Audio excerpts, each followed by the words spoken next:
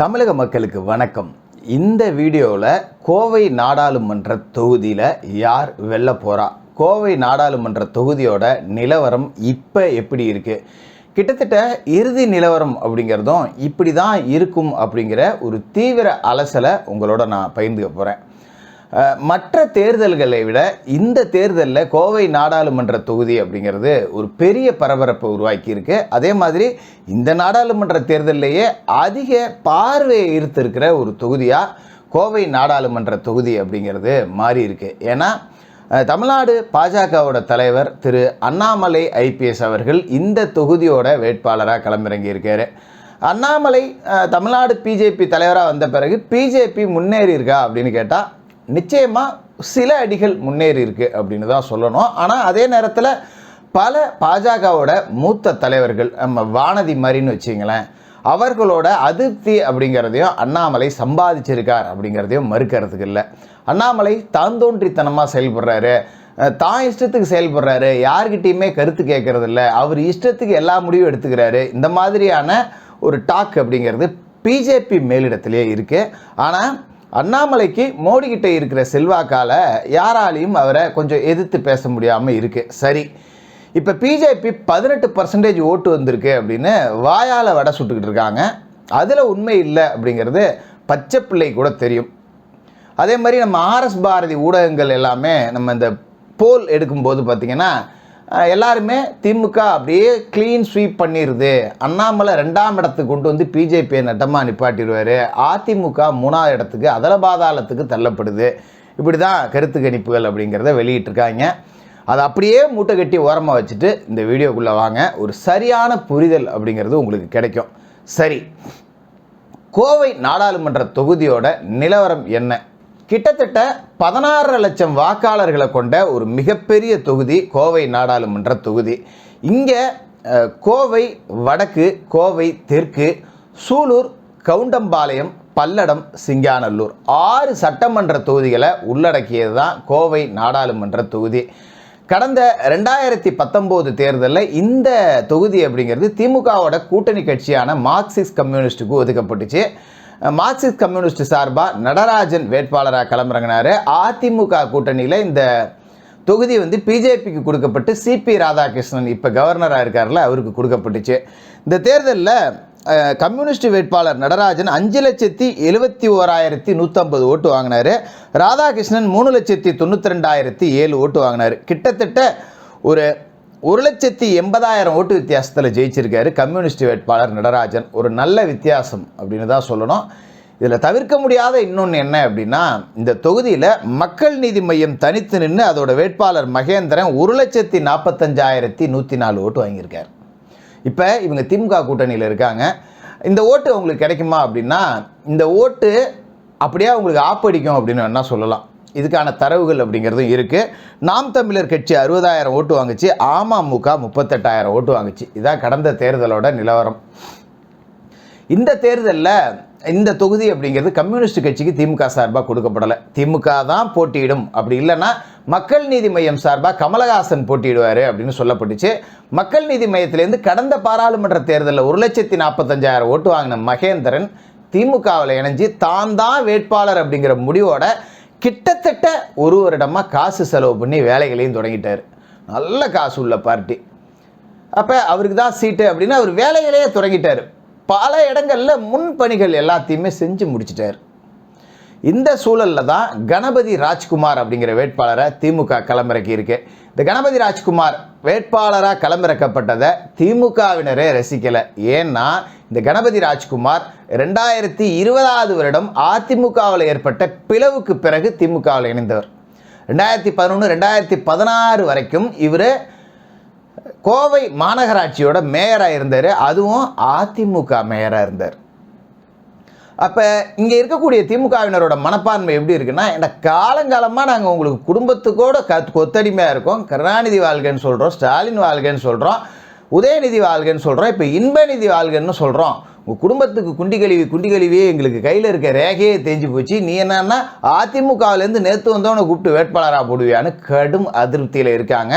வேட்பாளர் கணபதி ராஜ்குமாருக்கு திமுகவினரே வேலை செய்யலை. இதுதான் கல நிலவரம். இன்னொரு பெரிய அதிருப்தி என்ன அப்படின்னா, இவர் வந்து செந்தில் பாலாஜியோட சாய்ஸ். செந்தில் பாலாஜி கரூரில் இருக்கக்கூடியவர், இப்போ ஜெயிலில் இருக்கார். செந்தில் பாலாஜி சொன்னாருங்கிறதுக்காக கோயம்புத்தூரை கரூர்காரங்கள்ட்ட அடகு வைக்க பார்க்குறீங்களா நீங்கள்? அப்போ கரூர்லேருந்து வந்து ஆட்களே வேலை பார்த்துக்கிட்டோம், நாங்கள் வேலை செய்ய மாட்டோம் அப்படின்னு உடன்பிறப்புகள் ஒதுங்கியிருக்காங்க. இது ஒரு பெரிய பின்னடைவு கணபதி ராஜ்குமாருக்கு. மறுபக்கம் பார்த்தீங்கன்னா, கோவை அப்படிங்கிறது தென்னிந்தியாவின் மான்செஸ்டர். முழுக்க முழுக்க மில்கள் தான் இங்கே. பருத்தி மில்லு, அதாவது ஜவுளி சம்பந்தப்பட்ட அத்தனை துறைகளும் இயங்கக்கூடிய ஒரு மாவட்டம். ஒரு தொழிலாளர்கள் அதிகம் உள்ள மாவட்டம், தொழில் நிறுவனங்கள் அதிகம் உள்ள மாவட்டம்.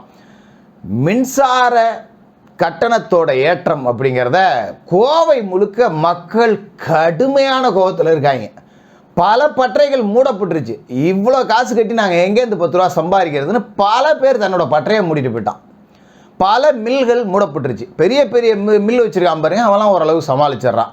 இந்த சின்னதாக ஒரு 10 பேரை வேலைக்கு வச்சுட்டு தொழில் பண்ணுறவன் எல்லாமே மூடிட்டு போயிட்டான். இவ்வளவு பெரிய மின் கட்டண உயர்வு அவங்களால தாங்கவே முடியாத ஒரு சூழல். இதனால் திமுக வந்தால் வச்சு செய்யலான்னு தயார் நிலையில் இருக்காங்க. இதுதான் மக்களோட மனநிலையாக இருக்குது. இப்படி இருக்க சூழலில் இங்கே இருக்கக்கூடிய திமுக வேட்பாளருக்கு ஒரே ஒரு ஆதரவு என்ன அப்படின்னா, இஸ்லாமிய சமூகத்தோட வாக்கு வங்கி அப்படிங்கிறது இங்கே இருக்கிறது அப்படியே திமுகவுக்கு இழும். ஏன்னா இந்த 98வது வருடம் நடந்த அந்த பெரிய குண்டு வெடிப்பு கலவரம், அதுக்கு முன்னாடி பிஜேபி அப்படிங்கிறது இங்கே கொஞ்சம் வேரூன்ற ஆரம்பிச்சுது. அதனால் பிஜேபியை ஒழிக்கணும்னு திமுக பின்னாடி நிற்கிறாங்க. ஆனால் அந்த குண்டு வெடிப்பு சம்பவம் நடந்தது, கைது நடந்தது, கலவரம் நடந்தது எல்லாமே திமுக ஆட்சியில் தான். அப்படிங்கிறதால திமுகவை எதிர்க்கிறதுக்கும் இங்கே இஸ்லாமியர்கள் தயாராக இருக்காங்க. அவர்களோட வாக்கு அப்படிங்கிறது எஸ்டிபிஐ அமைப்பு பெரிய அளவில் வளர்ந்துருக்கிறதால இது எல்லாமே அதிமுகவுக்கு சாதகம். அது மட்டும் இல்லாமல் கொங்கு மண்டலம் அப்படின்னாலே அதிமுக தான். அதிமுக சார்பாக சிங்கை ராமச்சந்திரன் களத்தில் இறங்கியிருக்காரு. ஒரு இளைய வேட்பாளர், ஒரு இளைஞர், சமூக வலைதள பொறுப்பாளராக இருந்தவர், இப்போ மாநில தகவல் தொழில்நுட்ப பிரிவோட தலைவராக இருக்கார்.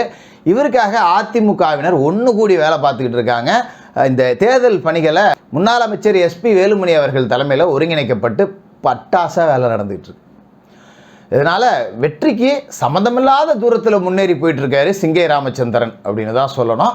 மறுபக்கம் இவரை க்ளோஸாக விரட்டிக்கிட்டு போகக்கூடிய ஆள் யாருன்னு பார்த்தீங்கன்னா, பிஜேபி வேட்பாளராக நிற்கக்கூடிய திரு அண்ணாமலை அவர்கள் தான். முதலிடம் அப்படிங்கிறது சிங்கை ராமச்சந்திரனுக்கா அண்ணாமலைக்கான தான் இங்கே போட்டி இருக்குது. அதாவது ஒரு காஸ்ட்லியான காரில் அதிவேகத்தில் சிங்கை ராமச்சந்திரன் போயிட்டுருக்காரு. இன்னொரு காரில் அண்ணாமலை துரத்திக்கிட்டு இருக்காரு அவரை. திமுக வேட்பாளர் ஒரு தள்ளு வண்டியை டயரை வச்சு உருட்டிக்கிட்டு இருக்காரு. இதுதான் அங்கே உள்ள நிலவரம். திமுக வேட்பாளர் வெல்வதற்கு சாத்தியமே இல்லை, 3ஆம் இடம் நிச்சயம் அப்படிங்கிற ஒரு தொகுதி அப்படின்னா அது கோவை பாராளுமன்ற தொகுதியாக தான் பார்க்கப்படுது. ஏன்னா இங்கே ஓரளவுக்கு தனித்தே செல்வாக்கோடு இருக்கக்கூடிய இந்த மக்கள் நீதி மையத்திலேருந்து வந்த மகேந்திரன் கடுமையான கோபத்தில் இருக்கார். இவங்களுக்கெல்லாம் வேலையே செய்யக்கூடாது, நம்மளை இவ்வளோ காசு செலவு பண்ண வச்சு கட்சி மாறி வந்ததே சீட்டுக்காக தான், இவ்வளோத்தையும் ஆசை வார்த்தையை கூறி கடைசியில் மோசம் பண்ணிட்டீங்கல்ல அப்படிங்கிற கோபத்தில் இருக்கார். ஏன் அவருக்கு சீட்டு வழங்கப்படலை அப்படின்னா, கமலோட அந்த நெருக்கம். அதாவது மகேந்திரனுக்கு சீட்டு கொடுத்தீங்கன்னா நான் பிரச்சாரம் பண்ண வரமாட்டேன் அப்படின்னு கமல் சொன்னதாக சொல்லப்படுது. இதனால தான் மகேந்திரனுக்கு சீட் கொடுக்கப்படலை. அப்படிங்கிறதால ஒரு அடுத்த சாய்ஸ் அப்படின்னு செந்தில் பாலாஜியோட சாய்ஸாக கணபதி ராஜ்குமாரை நிறுத்தியிருக்காங்க. இது அண்ணாமலை வெல்வதற்காக போடப்பட்ட டம்மி வேட்பாளரா அப்படின்னு கேட்டால் ஆமாம், டம்மி வேட்பாளர் தான். திமுகவினரே அண்ணாமலை ஜெயிக்கணும் அப்படின்னு தான் நினைக்கிறாங்க. அது செந்தில் பாலாஜிக்கும் அண்ணாமலைக்குமான பர்சனல் டீலிங்காக கூட இருக்கலாம். என்னை ஜெயிக்க வச்சுன்னா உனக்கு ஜாமீனுக்கு நான் ஏற்பாடு பண்ணி தரேன் அப்படின்னு கூட டீலிங்காக இருக்கலாம். அதனால் இங்கே போட்டி அப்படிங்கிறதே பார்த்தீங்கன்னா அதிமுக வேட்பாளர் சிங்கை ராமச்சந்திரனுக்கா, பிஜேபி வேட்பாளர் அண்ணாமலைக்கா அப்படிங்கிறது தான் இருக்குது. 3ஆம் இடம் அப்படிங்கிறது கிட்டத்தட்ட திமுக வேட்பாளருக்கு உறுதி செய்யப்பட்டுருச்சுன்னே முடிச்சிடலாம். இப்போயே டிக்ளேர் பண்ணிடலாம். 1-2 வந்து கடைசியில் கவுண்டிங்கில் பார்த்துக்கலாம், 3 திமுகன்னு இப்போயே அனௌன்ஸ் பண்ணிடுங்க அப்படின்னு. நாம் தமிழர் கட்சி நெருக்கி இந்த தொகுதியை பொறுத்த வரைக்கும்